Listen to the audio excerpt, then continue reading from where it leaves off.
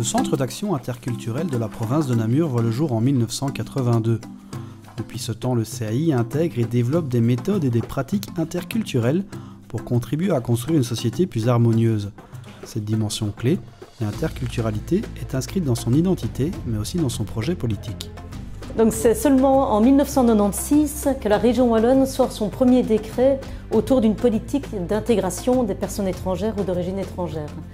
Seulement. Et donc ce décret prévoit évidemment la définition de l'intégration, mais aussi et notamment l'agrément de centres régionaux pour l'intégration des personnes étrangères. Ces centres régionaux, on leur donne plusieurs missions.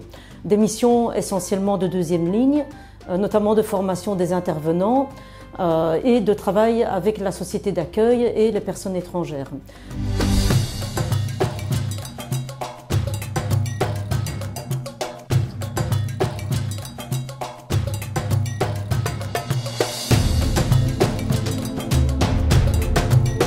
L'interculturalité, c'est construire conjointement, à partir de la rencontre et de la reconnaissance d'appartenance et de référents ethniques et culturels multiples, un nouveau vivre ensemble, égalitaire et juste entre les autochtones et les allochtones. Moi, il me semble que l'interculturel vient surtout enrichir le concept d'intégration. Alors l'intégration, c'est quelque chose qui est déjà bien cadré, qui existe en tant que tel. Il y a des lois, il y a des processus, il y a des structures publiques et associatives qui travaillent dans l'intégration. Mais alors l'intégration est complétée par l'interculturalité et je crois qu'on a là énormément de possibilités pour enrichir le concept d'intégration au travers de celui d'interculturalité. Une image qui a été donnée, c'est l'idée que l'intégration, c'est un travail qui se fait en deux dimensions. Et une fois qu'on y met le concept d'interculturalité, on passe à la 3D. On passe en 3 dimensions et on a alors énormément de nuances, de précision et globalement, je dirais, une augmentation en qualité de l'intégration elle-même grâce à l'interculturalité. Après des années de réflexion et de travail constant pour ancrer l'interculturalité dans les pratiques du secteur, une question se pose. Comment valoriser notre expertise et nos expériences ? Afin de transmettre l'approche interculturelle et sa plus-value dans le cadre de l'intégration à nos futurs collègues et à d'autres professionnels, le CAI a opté pour la systématisation, une méthode élaborée par des éducateurs latino-américains.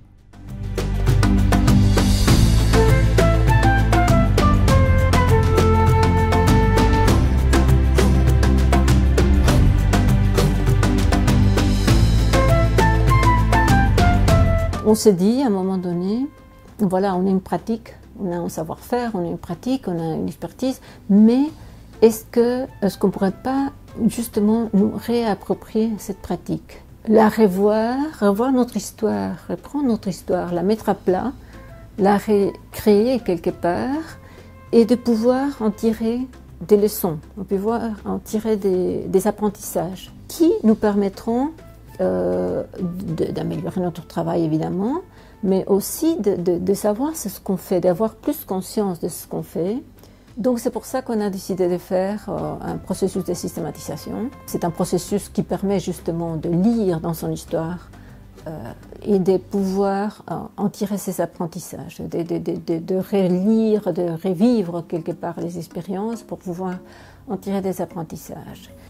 La systématisation d'expériences, c'est se réapproprier le sens de nos expériences, faire émerger des savoirs critiques pertinents pour le changement.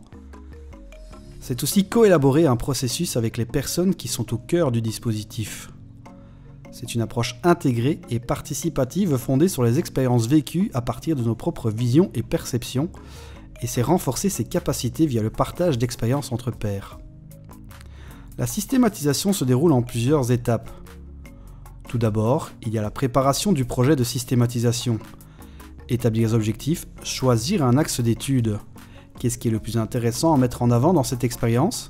Quel objet, quelle expérience choisit-on d'étudier? Enfin, on s'attarde aux aspects pratiques comme la méthodologie, le calendrier, les sources documentaires, etc. Une fois cette préparation faite, on passe à la reconstruction, à la récupération historique des expériences. On les raconte, on les analyse et on les interprète avant la dernière étape, celle de l'écriture. La retranscription des résultats et la synthèse. Nous sommes alors prêts pour finaliser le produit de systématisation et le diffuser. Moi, j'adore cette phrase depuis toujours et en préparant la courte intervention que je vais faire pour aujourd'hui, c'est cette phrase-là qui m'est revenue, qui je trouve est tout à fait juste par rapport au travail qu'on va entamer aujourd'hui.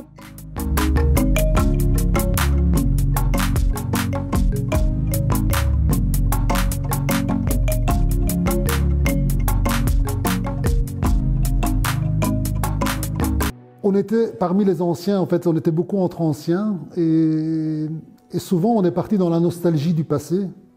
Donc on a un peu retracé la trajectoire de vie, on va dire, du centre d'action interculturelle. Et on est à un moment donné parti trop dans la nostalgie, un peu de mélancolie, un peu, je veux dire, un petit peu le regret du passé, parce qu'à l'époque l'interculturalité, elle se vivait différemment que ce qu'elle se vit aujourd'hui. Donc c'était souvent à travers des événements, des activités culturelles, artistiques, etc. Aujourd'hui, le secteur est moins dans ça, en fait. Et ce que j'ai appris, en fait, c'est qu'il ne fallait pas toujours penser que c'était mieux avant. Aujourd'hui, l'interculturalité, elle est toujours présente, mais différemment. Alors, d'un point de vue personnel, c'était très compliqué pour moi, parce que j'avais l'impression d'avoir chaque fois un petit temps de retard dans les travaux, le temps de vraiment bien assimiler toutes les infos qui ont été données. Donc voilà, je pense que c'était plus enrichissant pour moi, plutôt que le contraire, mon apport enrichissant pour les autres, si j'ai envie de dire. Ma contribution, moi, c'est la contribution d'une fourmi dans tout un système, en fait.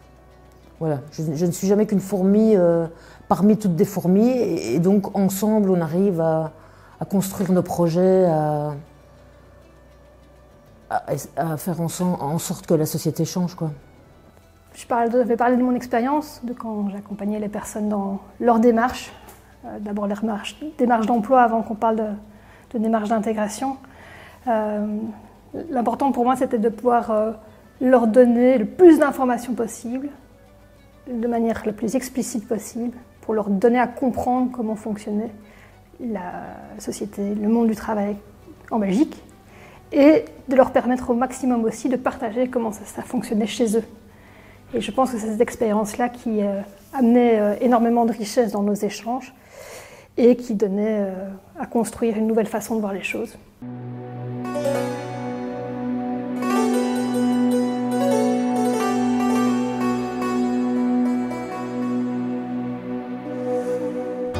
Le temps d'attente entre les séances se fait long. Le déconfinement oblige le CAI à adapter ses méthodes de travail et les vacances arrivent. Il est temps de faire une parenthèse dans le processus avant de reprendre à la rentrée. Mais si tout n'est pas fini, la récolte des premiers fruits du travail se fait ressentir, des réflexions sur la pratique, des contradictions, des satisfactions et des insatisfactions apparaissent déjà, ainsi que des questionnements quant à la reconnaissance du travail accompli.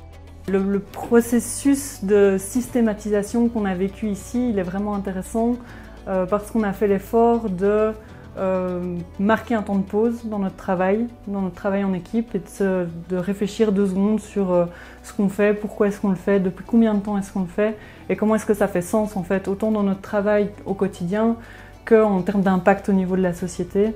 Et donc plutôt que de faire une sorte d'évaluation, parce qu'on est fort dans l'évaluation dans le milieu professionnel, on a choisi plutôt un processus de systématisation pour échanger collectivement et en fait revivre l'expérience.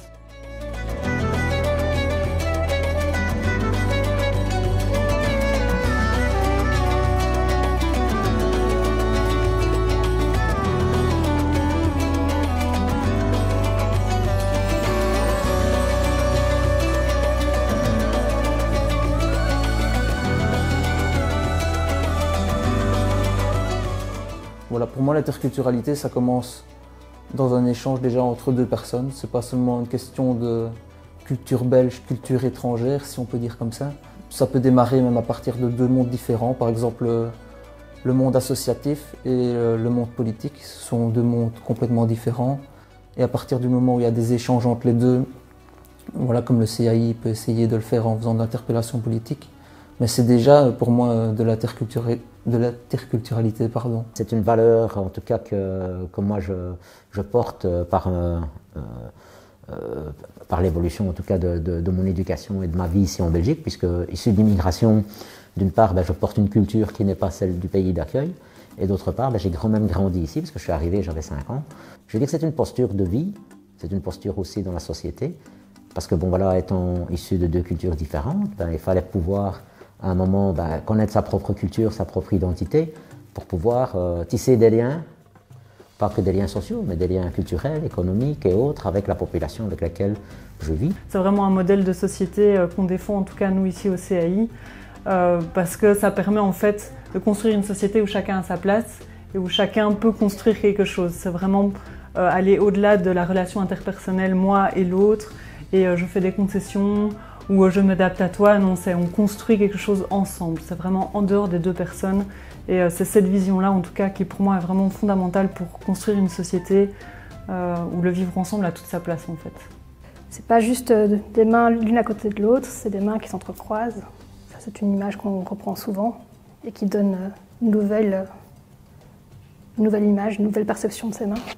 Donc si je dois résumer l'interculturalité, c'est quoi? C'est la rencontre de 2 personnes ou de 2 groupes ayant des cultures, des mœurs, des traditions, des coutumes, des convictions philosophiques, etc., des religions différentes, qui se rencontrent et qui cohabitent harmonieusement dans une société.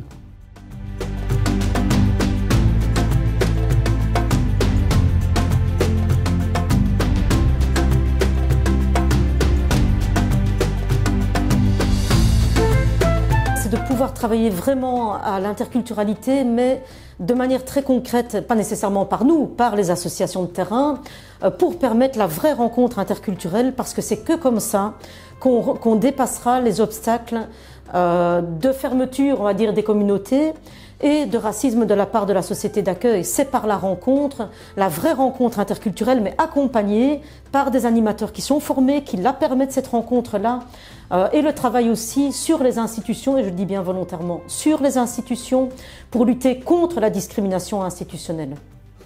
J'avais déjà mon ouverture d'esprit. Autrement, je ne serais pas ici.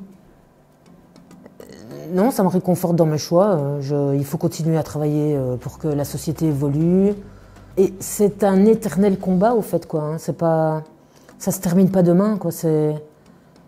Et des gens, il y en a tous les jours qui naissent avec des idées différentes, avec... Et donc c'est riche de rencontrer toutes ces personnes-là et de les faire se rencontrer. Et donc c'est un travail éternel pour moi. Une société interculturelle ne saurait être autre chose que la coalition à l'échelle mondiale de cultures préservant chacune son originalité.